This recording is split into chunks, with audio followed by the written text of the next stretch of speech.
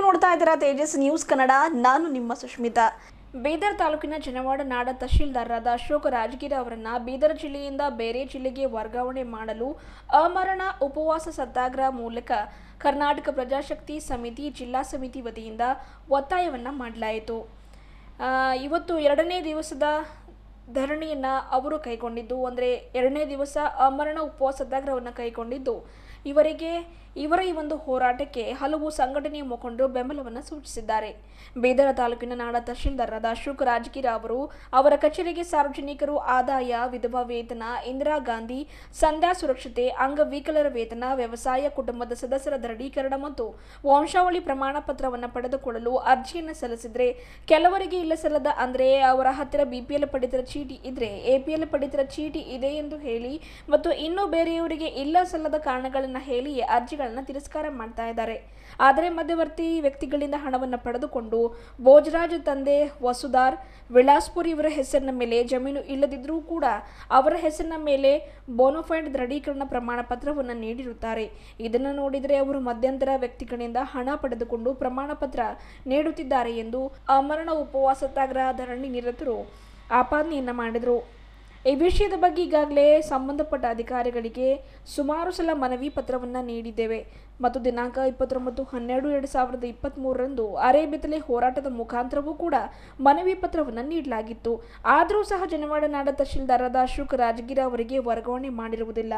ಅವರ ಮೇಲೆ ಯಾವುದೇ ಕಾನೂನಿನ ಕ್ರಮ ಕೈಗೊಂಡಿರುವುದಿಲ್ಲದನ್ನು ನೋಡಿದರೆ ಮೇಲಾಧಿಕಾರಿಗಳು ಅವರ ಬೆಂಬಲಕ್ಕೆ ನಿಂತಿರುತ್ತಾರೆ ಎಂದು ಕಂಡು ಬರುತ್ತಿದೆ ಎಂದು ಧರಣಿ ನಿರತರು ಆರೋಪವನ್ನು ಮಾಡಿದರು. ಹಾಗಾಗಿ ಏನಪ್ಪಾ ಅಂದರೆ ಜಿಲ್ಲಾಧಿಕಾರಿಗಳ ಮೂಲಕ ಮಾನ್ಯ ಮುಖ್ಯಮಂತ್ರಿ ಸಿದ್ದರಾಮಯ್ಯನವರಿಗೆ ಬೀದರ ತಾಲೂಕಿನ ಜನವಾಡ ನಾಡ ತಹಶೀಲ್ದಾರರಾದ ಅಶೋಕ್ ರಾಜಗಿರಿ ಅವರನ್ನ ಬೀದರ ಜಿಲ್ಲೆಯಿಂದ ಬೇರೆ ಜಿಲ್ಲೆಗೆ ವರ್ಗಾವಣೆ ಮಾಡಲು ಅಮರಣ ಉಪವಾಸ ಸತ್ಯಾಗ್ರಹ ಹಮ್ಮಿಕೊಂಡಿರುವ ಧರಣಿ ನಿರತರು ಈ ಕುರಿತಂತೆ ಮಾತನಾಡಿ ತಿಳಿಸಿದರು. ಕರ್ನಾಟಕ ಪ್ರಜಾಶಕ್ತಿ ಸಮಿತಿ ಬೀದರ ಜಿಲ್ಲಾಧ್ಯಕ್ಷರಾದ ಸಾಯಿ ಶಿಂದೆ ಹಾಗೂ ಕರ್ನಾಟಕ ಮಾನವ ಹಕ್ಕುಗಳ ಭ್ರಷ್ಟಾಚಾರ ನಿಗ್ರಹ ಸಮಿತಿ ಬೀದರ್ನ ಜಿಲ್ಲಾಧ್ಯಕ್ಷರಾದ ಸಂಗಮೇಶ್ ಬಾವಿದೊಡ್ಡೆಯವರು ಈ ಕುರಿತಂತೆ ಮಾತನಾಡಿದರು. ಈ ಸಂದರ್ಭದಲ್ಲಿ ರಮೇಶ್ ಪಾಸ್ವಾನ್ ರಾಜ್ಯಾಧ್ಯಕ್ಷರು, ಕಾರ್ಮಿಕ ಮಹಾಸಂಘ ಬೀದರ್ ಶೇರ್ ಅಲಿ ಹಿರಿಯ ಮುಖಂಡರು, ವೆಂಕಟ ಒಡೆಯರ್ ಕೂಲಿ ಕಾರ್ಮಿಕ ಘಟಕ ಅಧ್ಯಕ್ಷರು, ಮಹೇಂದ್ರ ಕುಮಾರ್ ಹೊಸಮನಿ, ಗುರು ನೇಮ್ತಾಬಾದ್, ಜೇಮ್ಸ್ ಮಮದಾಪುರ್, ವಿನೋದ್ ದೊಡುಮನಿ, ಅನಿಲ್ ಕುಮಾರ್ ಮಡ್ಡೆ, ಮಂಗಲ ಮರ್ಕಲೆ, ರಾಜ್ಕುಮಾರ್ ಗುಮ್ಮೆ, ಸಂಜಯ್ ಕುಮಾರ್ ಬೇಂದ್ರೆ, ಸೂರ್ಯಕಾಂತ್ ಸಾಧುರೆ, ಬೀರಗೊಂಡ ಗೋಡಂಪಳ್ಳಿ, ಆಕಾಶ ತ್ರಿಮುಖೆ, ವಿಶಾಲ ದೊಡ್ಡಿ, ವಿನೋದ್ ಶಿಂದೆ ಅವರು ಸೇರಿದಂತೆ ಇನ್ನಿತರರು ಇದ್ದರು. ಇವರಿಗೆ ಬೆಂಬಲ ಸೂಚಿಸಿ ಸ್ವಾಮಿದಾಸ್ ಕೆಂಪನೂರ್ ಅವರು ಮಾತನಾಡಿದರು. ಉಪವಾಸ ಸತ್ಯಾಗ್ರಹ ಏನು IB ಗೇಟಿಗೆ ನಾವು ಹಮ್ಮಿಕೊಂಡಿದ್ದೆವು. ಕಾರಣ ಹಲವು ಬಾರಿ ಈ ಜನವಾಡ ನಾಡ ತಹಶೀಲ್ದಾರ್ ವಿರುದ್ಧ ದಾಖಲಿತ ಸಮೇತ ಏನು ಜಿಲ್ಲಾಧಿಕಾರಿಗಳಿಗೆ ಒಂದು ಹೋರಾಟದ ಮುಖಾಂತರ ಏನು ಗಮನಕ್ಕೆ ತಂದ್ರೂ ಕೂಡ ಇಲ್ಲಿಯವರೆಗೆ ಅವ್ರ ಮೇಲೆ ಏನೇ ಕ್ರಮ ಕೈಗೊಂಡಿಲ್ಲ. ಅದಕ್ಕೆ ಕಾರಣ ಇವತ್ತೇನು ಉಪವಾಸ ಸತ್ಯಾಗ್ರಹ ಕುಂತಿದ್ದೆವು. ಕಾರಣ ಏನಂದ್ರೆ ಆ ನಾಡ ತಹಶೀಲ್ದಾರ್ ಕೂಡಲೇ ವರ್ಗಾವಣೆ ಆಗಬೇಕು ಮತ್ತು ನಮ್ಮ ಕೆಲ ಬೇಡಿಕೆಗಳಿವೆ. ಮತ್ತು ಉಸ್ತುವಾರಿ ಸಚಿವರು ಬರೋವರೆಗೂ ಇಲ್ಲೇ ಹೇಳಂಗಿಲ್ಲ. ಮತ್ತು ಇನ್ನೊಂದು ಇಷ್ಟು ನಾವು ಬೆಳಗ್ಗೆಯಿಂದ ನಾವೇನು ಉಪವಾಸ ಸತ್ಯಾಗ್ರಹ ಕುಂತಿದ್ದೆವು, ಇಲ್ಲಿಯವರೆಗೆ ಯಾವುದು ಡಾಕ್ಟರೇ ವ್ಯವಸ್ಥೆ ಮಾಡಿಲ್ಲ, ಒಂದು ಆಂಬುಲೆನ್ಸ್ ವ್ಯವಸ್ಥೆ ಮಾಡಿಲ್ಲ. ಈ ಜಿಲ್ಲಾ ಆಡಳಿತಕ್ಕೆ ನಾವು ಧಿಕ್ಕಾರ ಹಾಕ್ತೀವಿ ನಾವು. ಯಾಕಂದ್ರೆ ಈ ಹೋರಾಟಗಾರರಿಗೆ ಅಂದ್ರೆ ಏನು ಒಂದು ಕೌಡೆ ಕಾಸಿನ ಕಿಮ್ಮತ್ತಿಲ್ಲ ಅಂದಂಗೆ ಇವರೇನು ವರ್ತನೆ ಮಾಡ್ಲತ್ತಾರ. ಇದಕ್ಕೆ ನಾವು ಖಂಡಿಸ್ತೇವೆ. ಇದು ಹೋರಾಟ ನಮಗೆ ನ್ಯಾಯ ಸಿಗುವವರೆಗೂ ಇಲ್ಲೇ ಇದು ಮುಂದುವರಿಸ್ತೀವಿ ಅಂತೇಳಿ ಈ ಸಂದರ್ಭದಾಗ ಹೇಳ್ತೀನಿ. ನಾನು ಸಾಯಿ ಶಿಂದೆ, ಕರ್ನಾಟಕ ಪ್ರಜಾಶಕ್ತಿ ಸಮಿತಿ ಜಿಲ್ಲಾಧ್ಯಕ್ಷ. 1.5 ತಿಂಗಳ ಕೆಳಗೆ ಒಂದು ಸಲ ಪ್ರತಿಭಟನೆ ಮುಖಾಂತರ ಜಿಲ್ಲಾಧಿಕಾರಿಗಳು ಅವರಿಗೆ ಮನವಿ ಪತ್ರ ಕೊಟ್ಟಿದ್ದೆವು. ಮನವಿ ಪತ್ರನೂ ಕೊಟ್ಟಿದ್ದೆವು, ಉಗ್ರವಾದ ಹೋರಾಟನೂ ಮಾಡಿದೆವು. ಬೀದರ್ ತಾಲೂಕಿನ ಜನಡ ಉಪ ತಹಶೀಲ್ದಾರ್ ಅವರು ಭಾಳಷ್ಟು ಭ್ರಷ್ಟಾಚಾರ ಮಾಡತ್ತಾರ ಮತ್ತು ಜನಸಾಮಾನ್ಯರಿಗೆ ಯಾವುದೇ ರೀತಿ ಸ್ಪಂದಿಸ್ಲತ್ತಿಲ್ಲ ಅಂಥೇಳಿ ನಾವು ಅವ್ರ ಗಮನಕ್ಕೆ ತಂದಿದ್ದೆವು. ಆದರೆ ಜಿಲ್ಲಾಧಿಕಾರಿಗಳು ಅವರು ಇವತ್ತು ಮನವಿ ಪತ್ರ ಕೊಟ್ಟಿದ್ದೆ, ಇವತ್ತು ಸ್ಟ್ರೈಕ್ ಮಾಡಿದ್ದೇನೆ. ಏನು ಹೇಳ್ತಾರೆ, AC ಅವ್ರಿಗೆ ನಾನು ತನಿಖೆ ಮಾಡೋಕೆ ಆರ್ಡರ್ ಹಾಕ್ತಾಯಿದ್ದೀನಿ, ಅವ್ರ ಮೇಲೆ ಕ್ರಮ ತಗೋತೀವಿ ಅಂತ ಹೇಳ್ಯಾರ.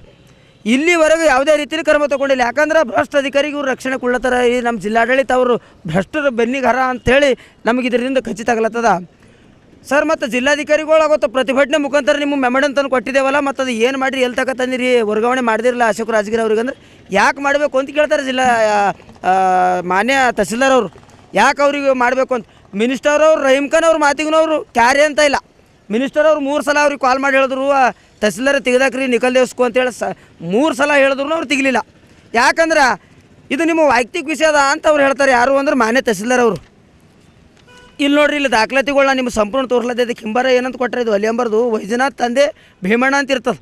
ಪಡಿತರ ಚೀಟಿ ಇವ್ರಿಗೆ BPL ಇರ್ತದೆ, APL ಕಾರ್ಡ್ ಅಂತೇಳಿ ಯಾವುದೋ ಒಂದು ಅನಾವಶ್ಯಕವಾಗಿ ರಿಜೆಕ್ಟ್ ಮಾಡಿರ್ತಾರೆ ನೋಡ್ರಿ. BPL ರೇಷನ್ ಕಾರ್ಡ್ ಅದಾವು ಯಾವುದೋ ಒಂದೊಂದು.